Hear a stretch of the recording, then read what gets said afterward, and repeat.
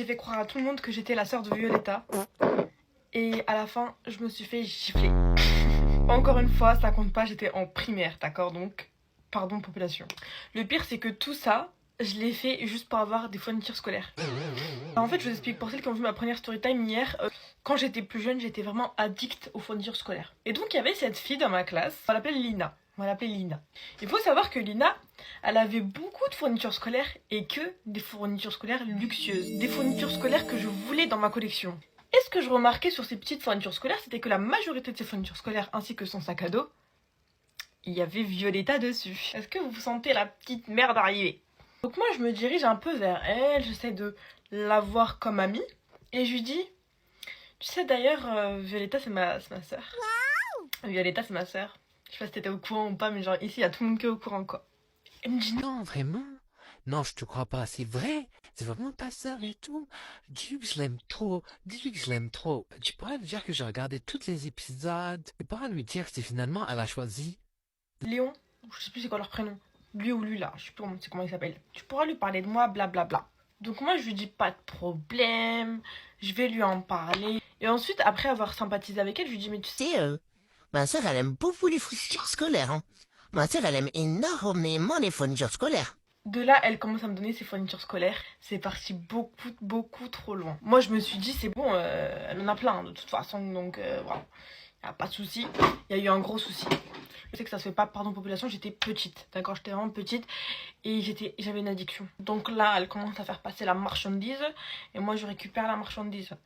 Et en échange, je parlais d'elle à Violetta, et qui est ma sœur. Donc moi je commence à lui dire, je t'avoue, Violetta, elle veut d'autres fournitures scolaires. parce que le problème c'est qu'elle a commencé à me dire, je veux bien te donner des fournitures scolaires, mais je veux la voir en fait, tu me la ramènes à l'école. À chaque fois, je lui disais oui, la prochaine fois.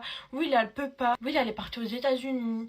Là, elle est à Londres. Là, elle est en voyage avec sa copine. Et surtout, moi, j'étais pas non plus trop conne. Je lui ai dit.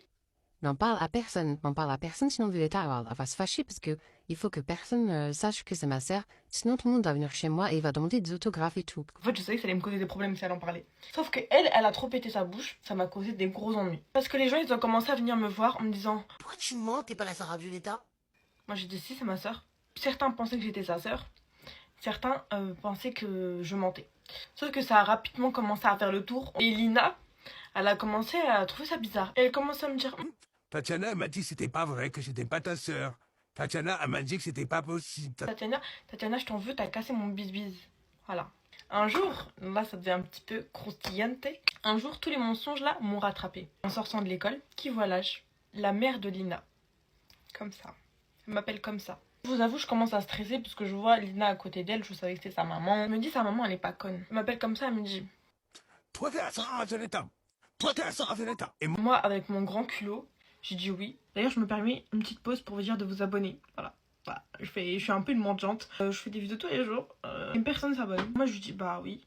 Et je vous avoue, j'ai stressé. J'étais pas là en mode bah oui. Je stressais, mais il fallait pas que je dise non devant Lina en fait. Là, elle me met une gifle. Même que j'ai mis à ma prof là pour celles qui ont la ref.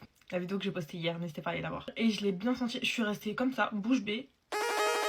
Je savais pas quoi faire, je savais pas quoi dire. Après cette gifle là, elle m'a dit tu rends tous les fournitures scolaires à ma fille. Premièrement. Elle m'a dit je veux plus que tu t'approches de ma fille.